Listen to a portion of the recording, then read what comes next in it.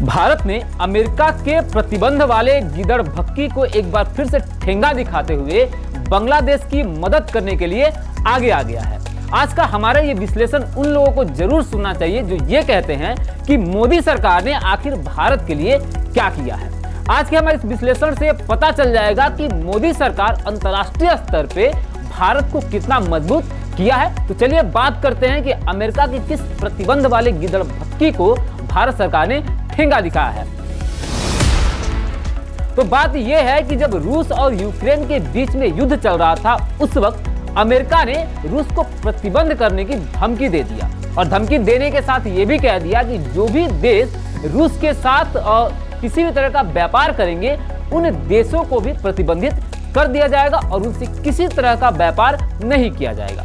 उस वक्त भी भारत के जो विदेश मंत्री एस जयशंकर ने उन्होंने अमेरिका को अच्छे से खरी खरी सुनाते हुए बता दिया था कि भारत रूस से सभी तरह के जो भी ट्रेड एग्रीमेंट है उसको रखेगा, व्यापार कभी बंद नहीं करेगा।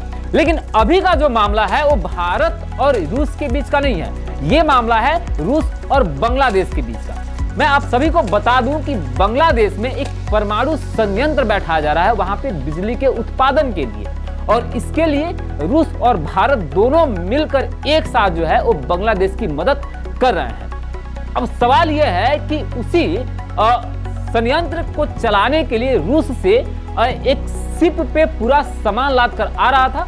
जैसे ही वो शिप बांग्लादेश के समुद्र में पहुंचा, उस शिप को रोक दिया गया बांग्लादेश के द्वारा और उसको फिर से जाने के आदेश दे दिए गए कि वो शिपमेंट जो है वो वापस रसिया चला जाए। इसकी खबर जैसे ही भारत को लगी, भारत एक्टिव हो गया।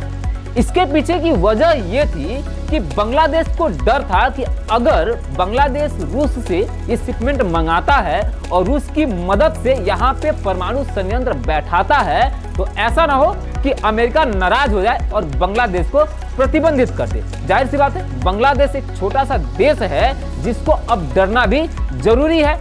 लेकिन इसमें भारत सरकार ने हस्तक्षेप किया और भारत सरकार रूस के उस शिप को जाने से रोक दिया और पश्चिम बंगाल के हल्दिया पोर्ट पर उसको लाके खड़ा कर दिया।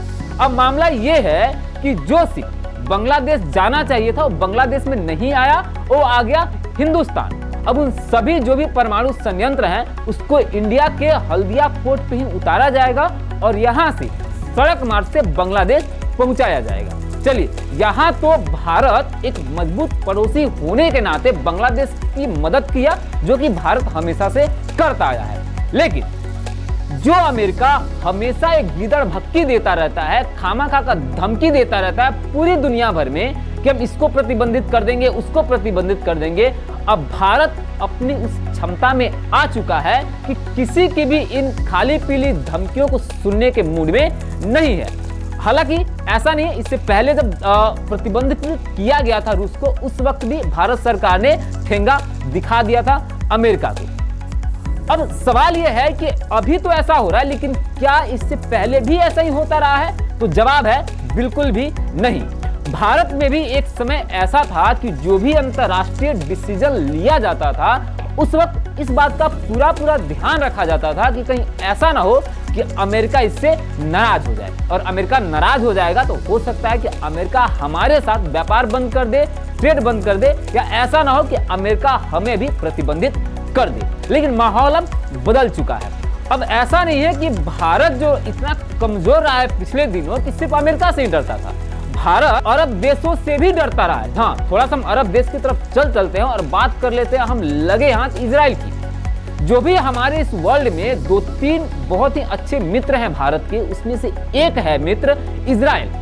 और लेकिन इजराइल के साथ कभी भी भारत की किसी सरकार ने खुलकर अपनी दोस्ती को, अपने रिश्तों को बयां करने से हमेशा डरा है, और सिर्फ इसलिए कि कहीं ऐसा ना हो कि जो भी खाड़ी देश हैं, जो अरब देश है जहां से हम पेट्रोलियम लेते हैं, वो देश हमसे नाराज हो जाए, और अगर अरब के देश हमसे नाराज हो जाएगा तो वो हमें तेल देने से मना कर देगा। लेकिन अभी की मोदी सरकार ने अपनी एक क्षमता को दिखाया और सभी अरब के देशों को एक तरफ रख के इजराइल से सीधा हाथ बढ़ाया और इजराइल से अपनी दोस्ती को आगे बढ़ाया। क्षमता इतनी अच्छी रही मोदी सरकार की कि अरब देशों से भी हमारा किसी तरह के संबंध नहीं बिगड़ा, इजराइल से भी हम अपने संबंधों को अच्छे से ले चलते हैं। अब लगे हाथ हम थोड़ी सी बात कर लेते हैं रसिया और यूक्रेन की। जब भी किसी दो देश के बीच में लड़ाई होती है तो बाकी सभी देश दो गुटों में बंट जाते हैं, लेकिन रसिया और यूक्रेन के मामले में भारत का एक अलग ही स्टैंड रहा। भारत इन दोनों देशों के साथ था, इन दोनों देशों के साथ अपनी बातचीत को आगे रखा और रसिया और यूक्रेन इन दोनों ने भी भारत के हितों का भी ख्याल रखा।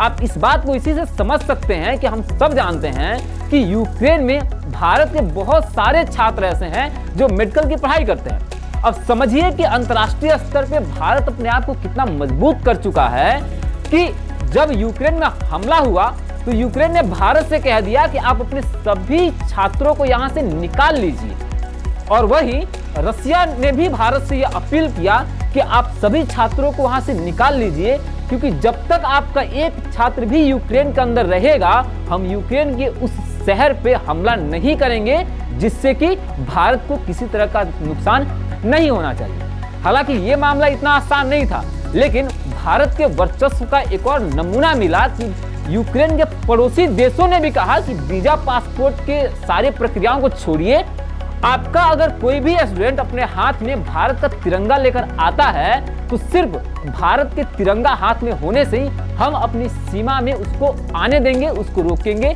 नहीं।